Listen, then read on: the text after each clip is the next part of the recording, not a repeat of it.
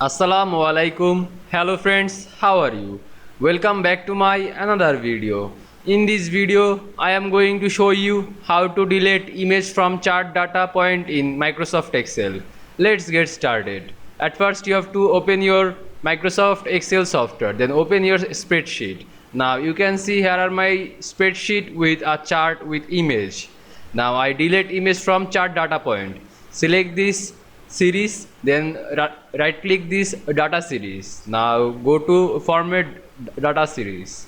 Now you can see here are fill option, fill and line option, just press it. Now you can see here are fill, just press no fill. Now I choose solid fill, then close this format data series option. Now you can see I delete image from chart data point in Microsoft Excel very easily. I hope you enjoyed my video. Please like, comment, share and subscribe my channel. Thanks for